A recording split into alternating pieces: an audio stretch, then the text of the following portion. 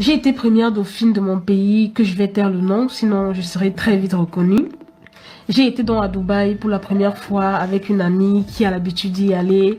Elle m'a dit que là-bas, on peut se faire des couilles en or, c'est-à-dire avoir beaucoup d'argent. Elle m'a offert le billet d'avion et l'hébergement et elle m'a dit qu'on ira juste pour 5 jours, histoire voilà, de me faire profiter, etc. Arrivé donc sur place, c'était waouh, j'étais complètement émerveillée par ce pays et par ce monde en fait. Tout brille et tout fouette à l'œil. Je me suis donc dit, ah vraiment, je suis née du mauvais côté en fait. Ça m'a fait rêver. Le troisième jour de mon séjour, je me suis fait aborder par un inconnu. Un homme que quand tu le regardes, tu sais qu'il est plein aux as quoi. Il m'a dit que je lui plaisais et qu'il voulait voilà passer la nuit avec moi et il l'a dit cash en fait.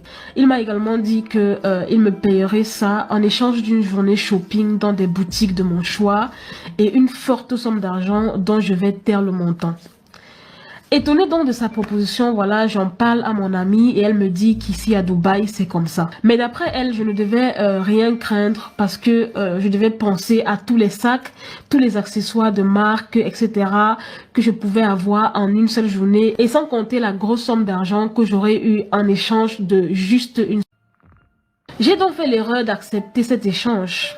Alors le rendez-vous était fixé pour le lendemain. Le jour J, un homme est venu me chercher à 10 heures précises dans mon hôtel et m'a amené voir le monsieur et il m'a fait signer un contrat de confidentialité qui stipulait que pour une nuit, j'avais droit à tout ce dont j'avais besoin, c'est-à-dire tout ce que j'ai cité un peu plus haut. Sans tarder, il a donc remis un sac de billets au type qui était venu me chercher et il lui a dit de m'amener faire les boutiques et il a remis une grosse enveloppe contenant une grosse somme d'argent. J'ai passé vraiment une journée de rêve entre les grosses boutiques, etc. Pour la première fois, je pouvais m'offrir un sac Chanel et des sandales Hermès et même plus. Après mon shopping, le mec m'a posé à mon hôtel et m'a dit de me préparer pour 22 heures, comme quoi il allait revenir me chercher pour accomplir ma mission en fait. Tellement heureuse de mes achats, je me fichais vraiment de la suite. Et Dieu, mon calvaire allait commencer. Il n'était pas seul, il y avait 4 autres hommes avec lui. Et je n'avais même pas le droit de parler, je devais juste subir. Moi qui croyais que c'était juste une partie de jambes en l'air avec un homme. Non, pas du tout, c'était plus que ça.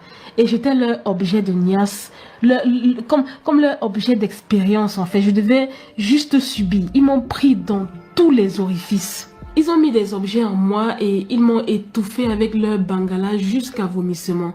Ils m'ont même fait boire mon vomi et imaginez, il y a même un qui a pissé jusqu'à faire caca dans ma bouche et plein d'autres choses. Je pense que vous avez vu les vidéos qui circulent actuellement sur les réseaux sociaux. Après avoir fait ça, il y a un d'entre eux qui m'a jeté dans l'eau et le patron en fait a dit à son garde de corps de me sortir de l'eau.